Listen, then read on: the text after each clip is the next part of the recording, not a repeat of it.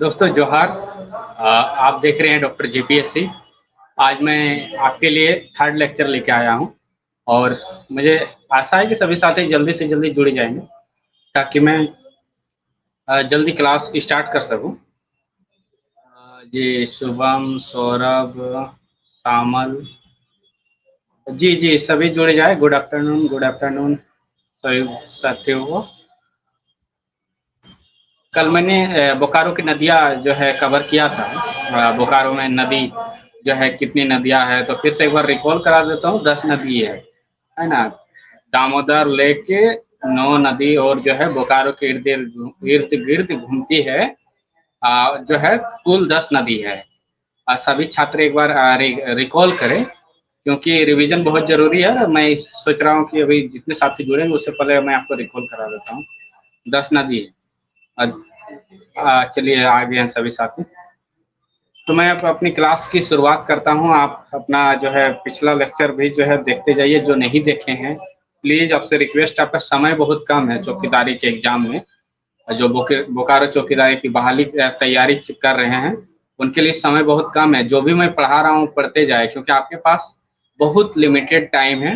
तो आप अपने समय को ना गवाए और मैं भी समय को ना गवाते हुए शुरू करता हूँ। आज आज का टॉपिक है दोस्तों कि बोकारो के जो है डैम, पार्क, जलप्रपात यानी कि पर्यटन स्थल। बोकारो के जितने भी जो है डैम हैं, चाहे जलप्रपात हो चाहे पार्क हो, आज हम उसका कवर करेंगे। पहला हमारा जो है पॉइंट आज है, आज हम गिनेंगे कि हमारे यहाँ कितने जलप्रपात, कितने डैम और कितने पार्क है। तो सबसे पहले हम तेनूघाट डैम, आप सभी जानते होंगे, मिट्टी के बने तटबंध, एशिया के लार्जेस्ट जो है ये डैम है। और यहाँ से जो है बोकारो स्टील प्लांट को पानी सप्लाई होता है। उसके बाद जो है TTPS, Tenughat thermal power station को पानी दिया जाता है। वहीं पर सब स्टेशन का स्थापना हुआ है, पावर प्लांट है। तो तेनूघाट डैम का जो है शुरुआत सबसे पहले आपको जानना जरूरी है कि इसका जो है किस नदी पर स्थित है तेनूघाट डैम। तो तेनूघाट डैम जो है दामोदर नदी पर स्थित है। सभी साथी ध्यान देंगे, क्लास में है जी। तो तेनूघाट डैम जो है जो है आपका दामोदर नदी पर स्थित है। और इसका जो है कब निर्माण किया गया था, तो 1980 के दशक में किया गया था। 1980 यानी कि 1980 में किया गया था। और ये जो है इसका क्षेत्रफल कितना है डैम की, तो डैम बहुत बृहद है। जो गए होंगे तेनूघाट, और तेनूघाट से जो है रास्ता आपके हजारीबाग की तरफ निकलती होगी, तो देखते होंगे बस से जो है पुलिया के ऊपर से पार होती है। और वो जो है आपको दिखेगा कि तेनूघाट डैम का जो है भव्य रूप। और ये जो इनका क्षेत्रफल है जो तेनूघाट डैम का, वो 30 किलोमीटर क्षेत्र में फैला है साथियों। तो आपको याद रखना क्या है कि तेनूघाट डैम पहला आपका कहाँ है, बेरमो अनुमंडल में है। बेरमो अनुमंडल में कहाँ है, तेनूघाट में। तेनूघाट में जो है ये इसका जो है निर्माण किया गया है। और ये जो है 1980 के दशक में निर्माण किया गया है। और ये जो है तेनूघाट डैम का जो क्षेत्रफल है वो 30 किलोमीटर है। तो एक बार याद कर लीजिए कि 30 किलोमीटर है। इसकी ऊंचाई कितनी है, समुद्र तल की से ऊंचाई है 166 फीट, यानी कि ऊंचाई पर बनाया गया है तेनूघाट डैम को। और समुद्र तल से 166 फीट ऊपर बनाया गया है। और इसी डैम से जो है बोकारो को पानी सप्लाई होता है। और तेनूघाट से एक नहर आती होगी, देखते होंगे आप इधर से जब आएंगे, आपके पेटरवार प्रखंड के अंगवाली हो गया, पिछड़ी हो गया, खेतको हो गया, तो उस साइड से जब आप आएंगे तो आपको दिखेगा एक क्या, एक दिखेगा नहर। और वो नहर जो है बोकारो स्टील प्लांट को पानी आती है।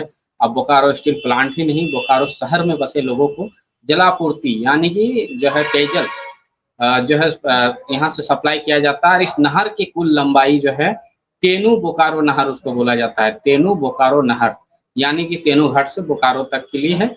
और इस नहर की लंबाई जो है 30 किलोमीटर है। तो आपको याद रखना है पहला तेनूघाट डैम किस अनुमंडल में है, तो तेनूघाट जो है डैम जो है बेरमो अनुमंडल के अंतर्गत आता है।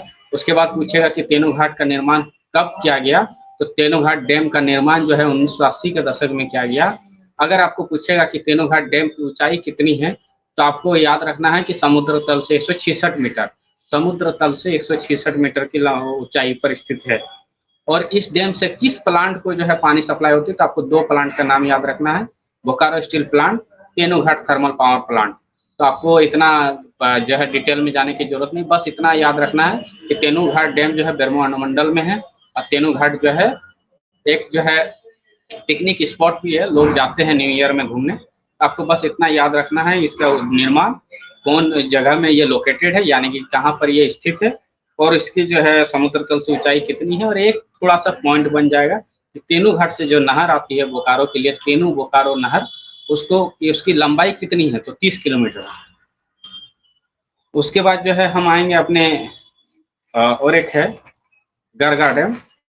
जो गरगा डैम आप देखे होंगे जब आप इधर से जाएंगे नेशनल हाईवे 23 NH 23 पर जब जाएंगे, तो जैसे ही होली क्रॉस बालीडी स्कूल पड़ेगा तो उसके लेफ्ट साइड है, देखिए जंगल टाइप का है, खाली रास्ता है, या फिर यहाँ पर भी आप जा सकते हैं इस रास्ते से भी, जो आपका बोकारो से NH 23 गुजरती है, रेलवे फाटक है, रेलवे फाटक की एक रास्ता जाती है, वो गरगा डैम सीधा जाती है। वो गरगा डैम में जो है वहीं से जो है गरगा नदी भी वहां से फिर आगे पास करती है। और गरगा डैम का निर्माण किसके द्वारा किया गया, गरगा डैम का निर्माण जो है Bokaro steel plant, Bokaro steel plant को वहां से सप्लाई होती है पानी, और बोकारो शहर को भी पानी सप्लाई होती है।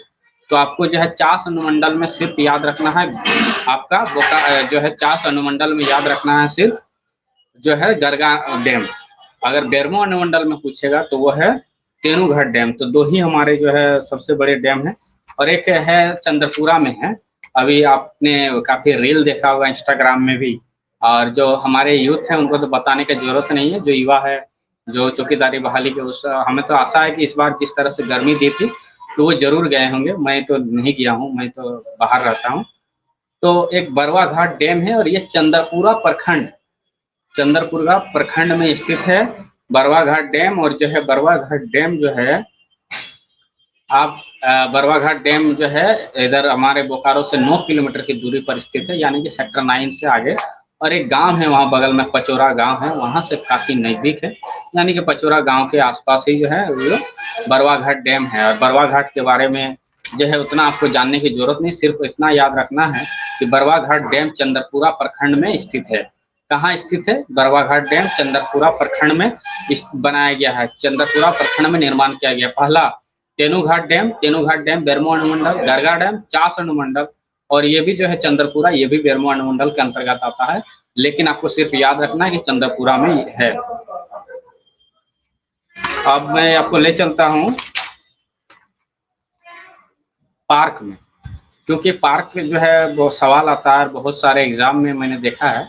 बोकारो में जो है 2-3 पार्क है, और वो हमेशा जो है क्वेश्चन में आता है कि बोकारो में जवाहरलाल जैविक उद्यान आप सुने होंगे, और वो अभी बोकारो जो है जवाहरलाल नेहरू जैविक उद्यान अगर बोलेंगे तो किसी को पता नहीं होगा, क्योंकि बहुत कम लोगों को, जो सिर्फ लोगों के बीच प्रसिद्ध है, अगर पता भी होगा, क्योंकि जो है काफी पढ़े लिखे लोग बोर्डों पर नजर रखते हैं, लेकिन हम जैसे युवाओं का नजर तो सिर्फ नेहरू पार्क जो है, नेहरू क्योंकि जवाहरलाल नेहरू पूर्व प्रधानमंत्री का वहाँ स्टेचू लगा है, और नेहरू पार्क के रूप में प्रसिद्ध है। ये जो है सेक्टर 4 में स्थित है, बोकारो जो है मुख्य केंद्र शहर से केंद्र से 2 किलोमीटर की दूरी पर स्थित है। और जो है इसका पार्क की स्थापना जो है कब की गई थी, बोकारो पार्क जो है नेहरू पार्क की स्थापना 1980 के ही दशक में बनाई गई थी, 1980 में ही बनाई गई। और ये जो है सेल के अंदर में आती है, सेल यानी कि steel Authority of India limited. ये झारखंड सरकार का पार्क नहीं है, बल्कि ये सेल इसका जो है स्वामित्व यानी कि मालिकाना हक इस पार्क का कौन है, तो वो है बोकारो स्टील प्लांट, यानी कि SAIL Steel Authority of India Limited, उसी का अंडर में आता है BSL बोकारो स्टील प्लांट। तो आपको सिर्फ याद रखना है नेहरू पार्क कहाँ लोकेटेड है, नेहरू पार्क जो है बोकारो में है, और जो है ये चास अनुमंडल के अंतर्गत आता है, और इसका निर्माण 1980 में हुआ। बस इतना याद रखना है, निर्माण काल पूछ दिया तो आपको निर्माण काल याद रखना है 1980, यानी कि 1980। बार बार मैं छात्रों से कह रहा हूँ कि 1980। आप जो है अगर आवाज कम आ रही तो प्लीज आप जो है मैसेज जरूर करें, लेकिन हाँ आवाज नहीं आएगी। और एक है आपका, अब पार्क आपको ले चलते हैं सिटी पार्क। सिटी पार्क जो है हमारा जो बोकारो के जो साथी है वो काफ़ी समय बिताने के लिए जाते हैं सिटी पार्क, क्योंकि सिटी पार्क जो है सेक्टर 1 में स्थित है। कहाँ स्थित है? सेक्टर 1 में। सिर्फ आपको सेक्टर 1 वहाँ नहीं पूछेगा कि किस सेक्टर में उपस्थित है, ये स्थित है। वहाँ सिर्फ आपको पूछेगा कि सिटी पार्क किस लिए प्रसिद्ध है। तो सिटी पार्क 300 गुलाबों के प्रकार के लिए वहाँ प्रसिद्ध है। वहाँ एक नौका विहार भी है, वहाँ एक झील भी है। आप गए होंगे तो नौका विहार किए होंगे, लेकिन पता नहीं अभी बंद है कि चालू है, मैं बहुत दिनों पहले गया हूँ। और ये जो है यहाँ पर जो है इसका स्थापना कब किया गया था सिटी पार्क का? सिटी पार्क का 1970-71 यानी कि 1970-71 के बीच इसको बनाया गया था सिटी पार्क को। और सिटी पार्क जो है बहुत बड़े जो है 150 या 350, 150 तो सिर्फ पिकनिक स्पॉट है, 300 एकड़ में फैली हुई है। उतना याद आपको रखना नहीं है, सिर्फ सिटी पार्क याद रखना है कि सिटी पार्क किस लिए प्रसिद्ध है। तो सिटी पार्क 300 तरह के गुलाब के पौधों को वहाँ पाया जाता है, इसलिए वहाँ प्रसिद्ध है। और वो उसको बोला जाता है फ्लावर गार्डन। फूलों के लिए वो अच्छा जो है एरिया है, और फूलों के लिए बहुत अच्छा पार्क है। आप कभी जाएंगे वहाँ के सिटी पार्क का मुआयना करेंगे तो वहाँ पर देखेंगे, वहाँ तरह तरह के जो है फूलों के जो है पौधे लगे हुए हैं, पेड़ भी है। लेकिन आपको वहाँ का सौंदर्यता, फूलों की सौंदर्यता से आप मंत्रमुग्ध हो जाएंगे। तो आपको सिर्फ याद रखना है कि सिटी पार्क कब बना। सिटी पार्क 1970 में बना, और जो है नेहरू पार्क 1980 में बना। और आपको एक और एक फैक्ट याद दिला देता हूँ, बहुत से पुराने साथी भी है तो उनको जानकारी होगा कि सिटी पार्क में जो है एक मेला लगता था, बसंत मेला जो है लगाता था। कौन लगाता था? Steel Authority of India limited यानी बीएसएल प्रबंधन। बीएसएल प्रबंधन लगाता था वहाँ पर, और वो जो है दिखाते थे प्लांट के जो है, जैसे कि उनके अंदर ब्लास्ट फर्नेस होता था, कोको वैन होता था, सेंटर प्लांट होता था। तो वो सब चीज़ का सिर्फ वहाँ पर जो है आपको डायग्राम दिखाते थे, बाकायदा जो है प्लांट का जो है वहाँ पर मैं रखा जाता था ओवरऑल मैप। और आपको वहाँ पर वहाँ का मेला बहुत शानदार होता था। और मैं बहुत सालों पहले जो है छोटे में सुना था, अभी शायद बंद है कि चल रहा है उतना मुझे जानकारी नहीं है। लेकिन सिटी पार्क में एक प्रसिद्ध मेला लगती थी, वो है बसंत मेला। कौन लगाती थी? बीएसएल प्रबंधन। तो दोनों पार्क जो है नेहरू पार्क, सिटी पार्क, ये दोनों किसके स्वामित्व में है? ये दोनों स्वामित्व में है किसके? Steel Authority of India Limited, SAIL के अंदर में आता है। ये पार्क जो है सेल का है और सेल के ही क्षेत्रों में आता है। तो अब ले चलता हूँ मैं आपको चंदरपुरा पक्षी विहार। और एक पार्क है, पार्क क्या कहेंगे, पर्यटन स्थल। पर्यटन स्थल है, और यहाँ पर एक डीवीसी का जो है रिजर्वोयर है, यानी कि जलाशय, बहुत बड़े जलाशय है। क्योंकि DVC power plant, Chandrapura power plant जो है सीपीटीएस, चंद्रपुरा थर्मल पावर स्टेशन जो है वहाँ है, और उसके लिए जो है वहाँ पर जलाशय है। जलाशय में जो है अनेकों पक्षी, और खास करके जो है चंद्रपुरा बिहार, सिर्फ चंद्रपुरा बिहार जो पक्षी विहार जो कहा जाता है, तो वहाँ जो है राष्ट्रीय पक्षी मोर का भी आगमन होता है। और साइबेरियन पक्षी जो है जाड़े के मौसम में, विंटर के सीजन में आती है। तो चंद्रपुरा पक्षी विहार, और उसका डेट जो है साथियों मुझे नहीं मिला कहीं भी, और मैंने काफ़ी रिसर्च करने का, अगर आएगा तो मैं कमेंट सेक्शन में डाल दूंगा कि चंद्रपुरा पक्षी विहार का स्थापना कब हुआ। लेकिन सिर्फ आपको याद रखना है कि चंद्रपुरा पक्षी विहार किस लिए प्रसिद्ध है? तो साइबेरियन पक्षी के लिए प्रसिद्ध है। वहाँ पर जो है और राष्ट्रीय पक्षी मोर वहाँ पर जो है पाया जाता है। चंद्रपुरा पक्षी विहार यहाँ पे आसपास जो है चंद्रपुरा क्षेत्रों में, और चंद्रपुरा पक्षी विहार चंद्रपुरा में ही स्थित है। आपको तो इसमें कोई शक नहीं होना चाहिए। चंद्रपुरा पक्षी विहार चंद्रपुरा प्रखंड के अंतर्गत आता है, चंद्रपुरा क्षेत्र के अंदर आता है। तो आपको इसमें कोई शक नहीं होना चाहिए। चंद्रपुरा जैसे ही पूछेगा कि चंद्रपुरा पक्षी विहार कहाँ है, तो चंद्रपुरा पक्षी विहार आपका जो है चंद्रपुरा में है। अब आपको एक पर्यटन स्थल ले चलते हैं, लुगुबारो घंटाबाड़ी। ये संथालों की जो है पवित्र भूमि है, और ये जो है संथाल समुदाय यानी कि आदिवासी के एक जनजाति है, संथाल जनजाति। और इसका जो है यहाँ पर जो है पवित्र स्थल है लुगुबारो घंटाबाड़ी। और ये कहाँ स्थित है? ये गोमिया प्रखंड के लालपनिया में स्थित है। गोमिया प्रखंड के लालपनिया में स्थित है। जैसे ही आप वहाँ जाएंगे तो वहाँ एक गेस्ट हाउस है, वहाँ आसपास जो है लालपनिया जो है वहाँ पर पावर प्लांट जो है, तो वहाँ से आप देखेंगे तो लुगुबारो घंटाबाड़ी तलहटी में दिखता है, पहाड़ों में है। और वहाँ से जो है एक वहाँ झरना भी बहता है लुगुबारो घंटाबाड़ी में।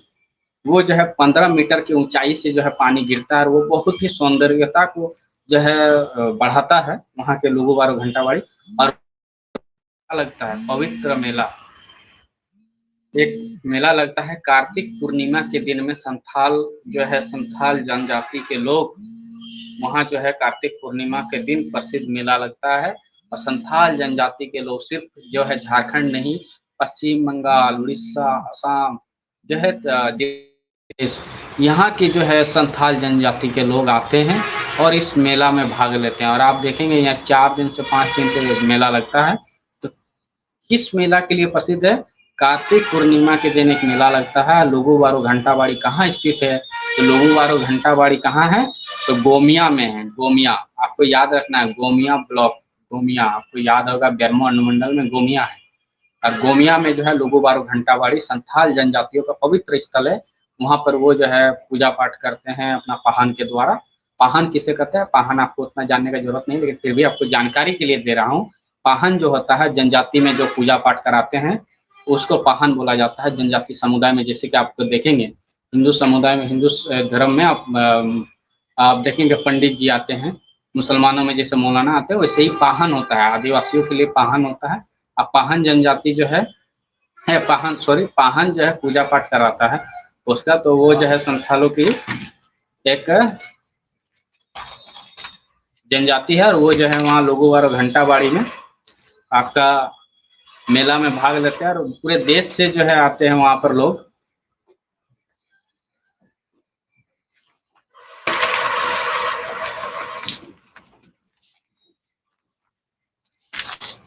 जी, अब जो है हम आपको ले चलते हैं, एक है बड़ा ही अखबारों में नाम सुना हूँ और लोग भी सुने होंगे, छरछरिया झरना।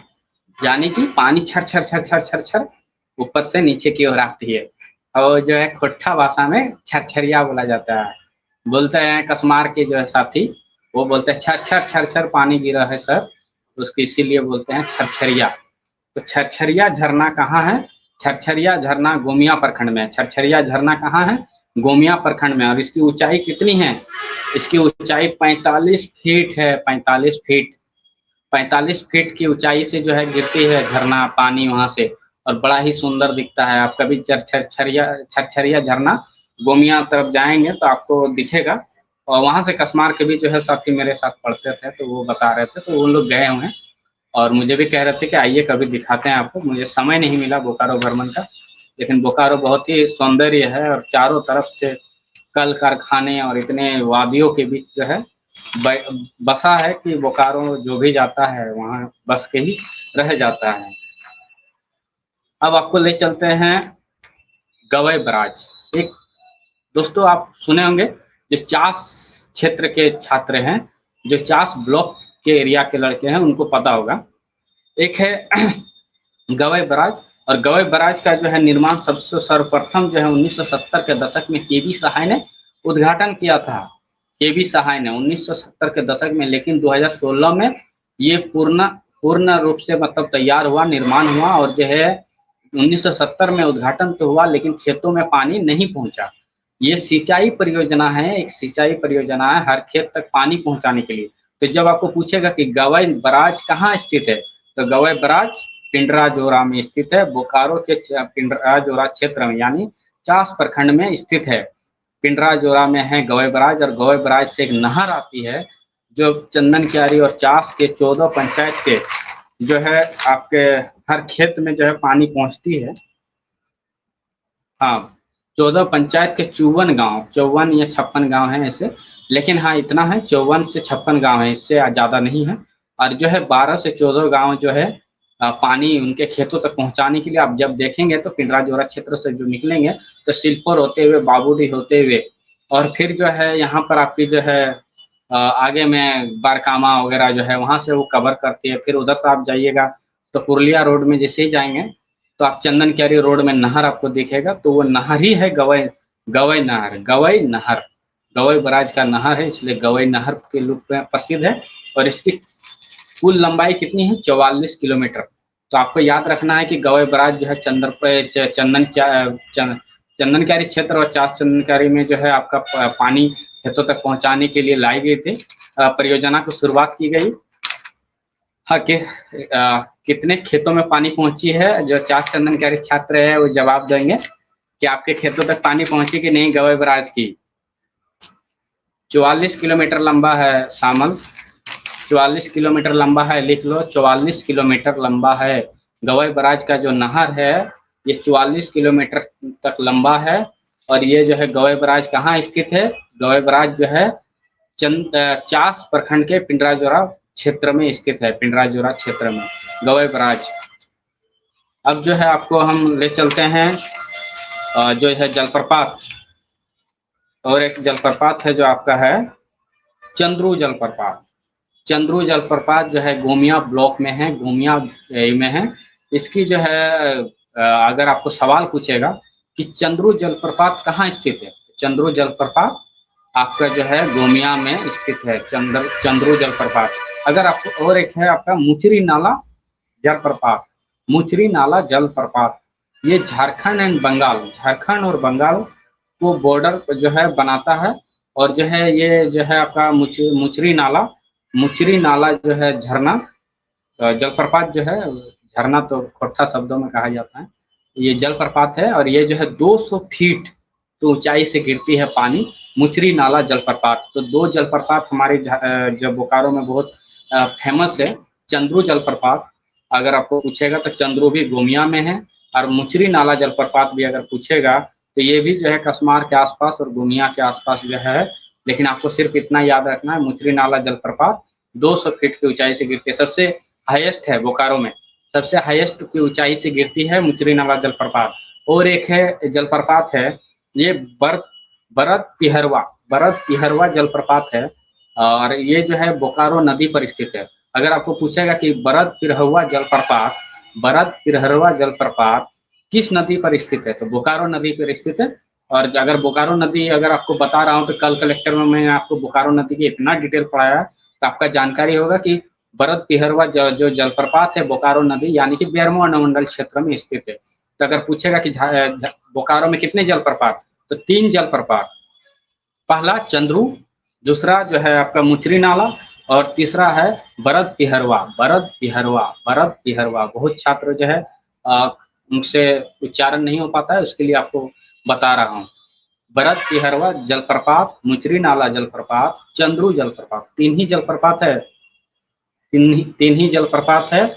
आपको याद रखना है। 2 डैम है, गरगा डैम और एक जो है आपका तेनूघाट डैम, सबसे लार्जेस्ट जो है एशिया का है, और ये मिट्टी के तटबंध से बना है, इसलिए एशिया का मिट्टी के तटबंध से बने जो है डैम के रूप में एशिया का लार्जेस्ट डैम है। तो आपको याद रखना है क्या है, तेनूघाट डैम और गरगा डैम। उसके बाद अगर आपको याद रखना है तो एक डैम है आपका जो है आपको जो हमने पढ़ाया चंद्रपुरा में जो है पानी पहुंचाने के लिए जो है डीवीसी को, वहां पर एक रिजर्वोयर सिर्फ बना है और कुछ है नहीं। बरवा घाट डैम जो है वो रिजर्वोयर है, तो हम उसको ज्यादा ये नहीं कर रहे हैं। लेकिन एक गवई बराज है, आपको अगर बराज पूछेगा गवई बराज जलाशय तो गवई बराज है। तो ये चास प्रखंड में है। बरवा घाट डैम जो है चंद्रपुरा में है, तेनूघाट जो है तेनूघाट जो है तेनूघाट में है, और जो है ये आपका जो है गरगा डैम जो है चास क्षेत्र में है। तो इतना याद रखना है। अगर हम आपको ले चलते हैं आपको अब क्वेश्चन आंसर में, क्योंकि अगर बिना क्वेश्चन प्रैक्टिस किए हुए आप लोग को याद रहता नहीं है, तो इसलिए क्वेश्चन प्रैक्टिस करवा रहा हूँ। इतना ही याद रखना है, पहला तेनूघाट डैम, दूसरा गरगा डैम, तीसरा बरवा घाट डैम, चौथा गवई बराज। अगर जलप्रपात पूछेगा तो चंद्रू जलप्रपात, बरत पिहरवा जलप्रपात और मुचरी नाला जलप्रपात, 3 जलप्रपात आपको याद रखना है। और डैम में 2 लार्जेस्ट डैम है और 2 जलाशय है, यानी कि रिजर्वोयर है, पानी को इकट्ठा करके रखा जाता है। और सिंचाई परियोजना और एक डीवीसी को देने के लिए जो है बरवा घाट जो है आपका रिजर्वोयर वो अपना डीवीसी यूज करता है।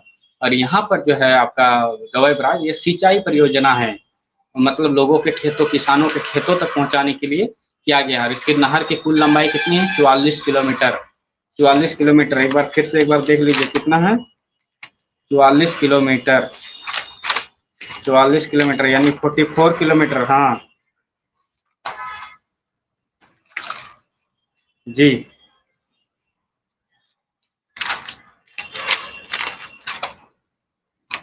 44 किलोमीटर। और एक है छरछरिया झरना। छरछरिया झरना कहाँ है? गोमिया में है। ये कितनी ऊंचाई से गिरती है? 45 फीट। और अगर पूछेगा कि मुचरी नाला कितनी ऊंचाई से गिरती है? 200 फीट। तो दो याद रखना है। चलिए अब क्वेश्चन आंसर पे तेजी से हम करते हैं।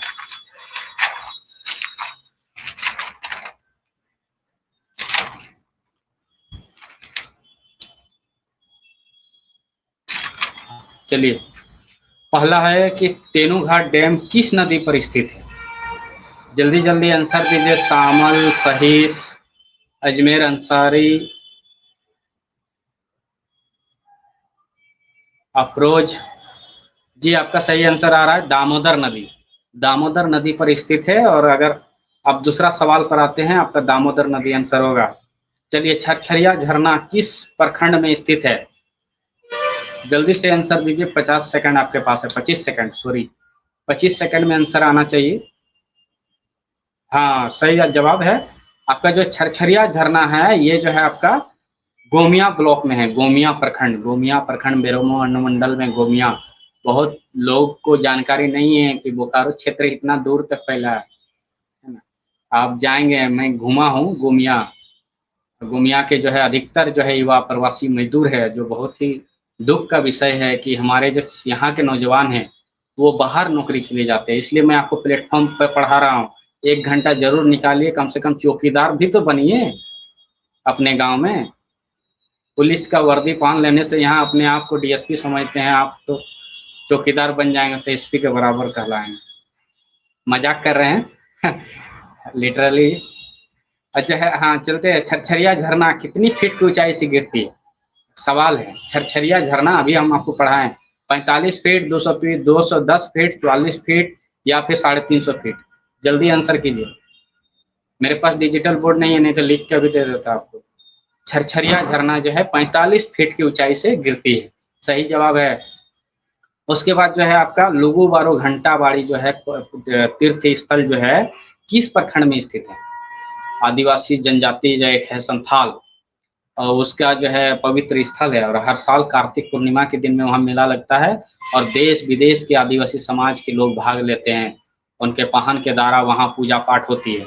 चलिए इतना बहुत डिटेल बता दिया। लुगु बारो घंटा बाड़ी जो है गोमिया में है। बार बार आपको बता रहे हैं ताकि आपको दिमाग में बैठ जाए। आपको एक रिकॉर्डिंग, सिर्फ मेरा लेक्चर का रिकॉर्डिंग आप सुन लीजिए, काफी है आपके लिए। चलिए अब सवाल है तीसरा, छठा सॉरी। लुगु बारो घंटाबाड़ी किस समुदाय का धार्मिक स्थल है? चलिए ये तो फंसाने वाला क्वेश्चन है। अभी मैंने पढ़ाया फिर भी आप लोग लिख रहे हैं गलत आंसर। जो है आदिवासी के संथाल जनजाति, आदिवासी के संथाल जनजाति का जो पवित्र स्थल है। चलिए अब चलेंगे हम तेनूघाट डैम। तेनूघाट डैम का निर्माण कब हुआ? तेनूघाट डैम का निर्माण कब हुआ? तो ये मैं तुरंत आंसर दे देता हूँ कि समय की कमी है। तेनूघाट डैम का निर्माण जो है 1980 में हुआ। और 1980 के दशक से स्टार्ट हुआ। और फिर जो है एंड उद्घाटन कब हुआ ये आपको जानने की जरूरत नहीं है, लेकिन पहला जो है शिलान्यास 1980 में हुआ। और जो है वो तेनूघाट डैम बना और वहाँ से जो है बोकारो तेनू नहर आती है जिसकी लंबाई 30 किलोमीटर है। आपको याद रखना है। तेनूघाट डैम से तेनूघाट डैम से किस प्लांट को, यानी कि किस उद्योग को पानी सप्लाई की जाती है? Bokaro steel plant, Chandrapura power plant, Gomia, Gomia नहीं सॉरी लालपनिया। सही आंसर दीजिए जल्दी से। बोकारो स्टील प्लांट को पानी सप्लाई की जाती है। चलिए चंद्रपुरा पश्चिम बिहार किस प्रखंड में स्थित है? चंद्रपुरा पश्चिम बिहार किस प्रखंड में स्थित है?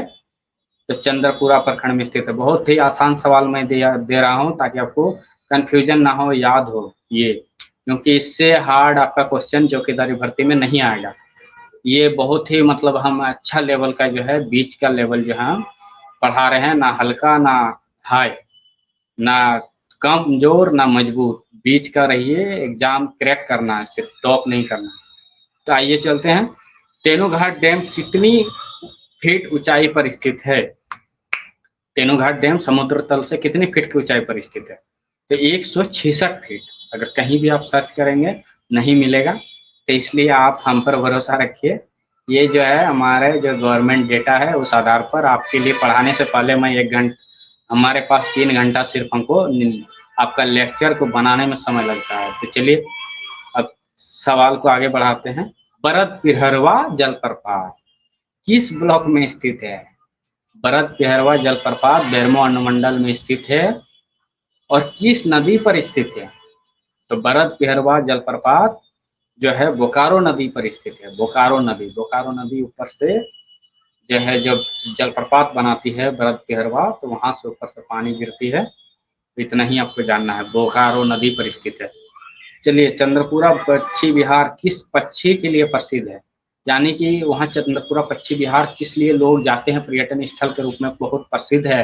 वहाँ रिजर्वोयर है, यानी कि जलाशय है अब डीवीसी का, और वहाँ पर जो है पक्षी, तरह तरह का पक्षियाँ, विदेशी पक्षियाँ वहाँ आती है उड़ के। साइबेरियन पक्षी बहुत फेमस, वो जाड़ी के मौसम में आती है। ठंडे के मौसम में आप देखेंगे झारखंड का मूवमेंट होता है, पक्षियों का विदेशों से झारखंड में आगमन होता है। कोनार्ड डैम से लेकर आप जो है चंद्रपुरा, मैथन से लेकर पंचेत तक साइबेरियन पक्षी यहाँ आती है। तो आपको याद रखना है, साइबेरियन पक्षी के लिए प्रसिद्ध है चंद्रपुरा पक्षी विहार, साइबेरियन पक्षी के लिए प्रसिद्ध है। अब है आपकी गवई नहर की लंबाई कितनी है? जो चंदन क्यारी के है जुड़े हैं, प्लीज आप जवाब दें। चंदन क्यारी से जो है कुंदन है, गौरव है, दीपक है जी। 30 किलोमीटर जी, नहीं सॉरी 44 किलोमीटर। 44 किलोमीटर आपका सही जवाब है, 44 किलोमीटर। अब जो है हम सवालों के अंतिम स्थिति छोर पर पहुंचे हैं। तो जवाहरलाल नेहरू जैविक उद्यान की स्थापना कब हुई? अगर जो सही जवाब दे देगा उसको जो है चॉकलेट फ्री आपको मिल जाएगा रिजल्ट के बाद। जो रिजल्ट आएगा कि हाँ सर मेरा सिलेक्शन हो गया है, तो उनको मिल जाएगा। चलिए, जवाहरलाल नेहरू जैविक उद्यान की स्थापना 1980 में हुई थी। 1980 में। अगर पूछेगा कि 300, आप सवाल है, पूछेगा नहीं सवाल है, 300 तरह के गुलाब के पौधों के लिए कौन सा पार्क प्रसिद्ध है? चलिए, बहुत लेक्चर आपको आधा घंटा पहले दे दी। 300 तरह के गुलाब के पौधों के लिए कौन सा पार्क प्रसिद्ध है, यानी कि कहाँ पाया जाता है 300 तरह के गुलाब के पौधे? तो सिटी पार्क सेक्टर 1, वहाँ एक मुस्लिमों का जो है एक ये है, सूफी संत है, वहाँ पर है, उनका नाम है हुंदरका सा बाबा। अगर मैं गलत नहीं हूँ तो प्लीज बोकारो के छात्र सेटिस्फाई करेंगे। हुंदरका सा बाबा जैसी एंट्री करेंगे आपको सिटी पार्क दिखेगा। सिटी पार्क में एक मजार है, मुस्लिम सूफी सेंट यानी कि मुसलमान जो है भाई बंधु जाते हैं वहाँ पर, और वहाँ पर जो है मजार में दुआएं करते हैं और जो है मन्नत मांगते हैं। मजार के लोग जो है भ्रमण करते ही रहते हैं हिंदुस्तान में, जो है तो मजार, मंदिर, चर्च लोग कब किस जगह में जाते हैं, यही सुंदरता है हिंदुस्तान की। तो सिटी पार्क 300 तरह की जो है गुलाब के पौधे पाए जाते हैं। अब जो है आखिरी 2 सवाल बचा है। आखिरी 2 सवाल बहुत टफ है, तो आप लोग तैयार रहे। जितना भी है 12 से 15 छात्र देख रहे हैं आप, 12 से 15 छात्र से रिक्वेस्ट है कि एक क्लिक में आपका आंसर आना चाहिए। दुर्गापुर पहाड़ी की ऊंचाई कितनी है? मैंने पढ़ाया, दुर्गापुर पहाड़ की ऊंचाई कितनी है? दुर्गापुर जो है कसमार ब्लॉक में है दुर्गापुर पहाड़ी। तो दुर्गापुर पहाड़ी जब जाएंगे बहुत ही मनोरम दृश्य है।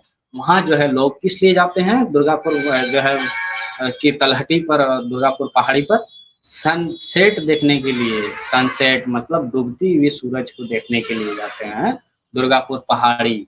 सनराइज नहीं, सनसेट। सूर्य जब अस्त होता है, सूर्य जब शाम को डूबती है, तब वो लोग वो दृश्य देखने जाते हैं, वो नज़ारा देखने जाते हैं, वो मंजर देखने जाते हैं। मेरा नाम आ गया तो सब।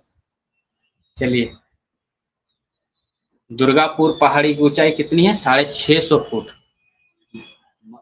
मतलब बहुत विशाल पहाड़ पर स्थित है दुर्गापुर पहाड़ी, और ये कसमार ब्लॉक में स्थित है। सबको याद रखना है कसमार नाला।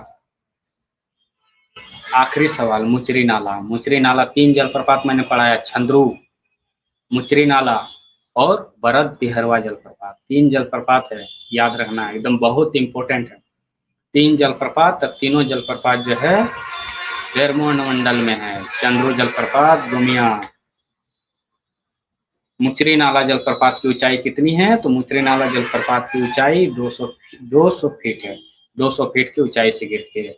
तो साथियों आज मैंने आपको 20 क्वेश्चन प्रैक्टिस कराया, 20 क्वेश्चन से बाहर एक भी क्वेश्चन नहीं आएगा, तो आप चिंता ना करें, आपका सवाल जो है यहाँ से पक्का बनेगा। 1 से 2 सवाल यहाँ मेरा आज के लेक्चर से रहेगा, आप देखेंगे चौकीदारी जब एग्जाम देंगे। तो आज मैंने आपको जो है तीसरा लेक्चर दे दिया, पहला बोकारो का सामान्य परिचय से 3 से 4 क्वेश्चन, 5 क्वेश्चन तक वहां से आएगा फिक्स पहला लेक्चर से, अगर याद कर लिए तो 5 नंबर फिक्स, दूसरा लेक्चर से 2 नंबर फिक्स, आज का लेक्चर से 4 से 5 नंबर फिक्स। तो आपको तय करना है कि हमारा लेक्चर को अच्छे ढंग से, अगर जो साथी आज नहीं जुड़ पाए हैं प्लीज़ ईयरफोन लगा के हैंड नोट्स पेन, क्योंकि बार बार याद नहीं रहता है, कान सुनने के बाद निकल जाता है। ये भी मैंने विद्यार्थियों के बीच को देखा है, मैं भी विद्यार्थी जीवन में रहा हूँ और अभी हूँ। तो आपको क्या देखना है कि मुचरी नाला जलप्रपात जो है 200 फीट की ऊंचाई से गिरती है, ये सब याद रखना है, बहुत फैक्ट याद नहीं करना है, 2 ही फैक्ट 3 फैक्ट है।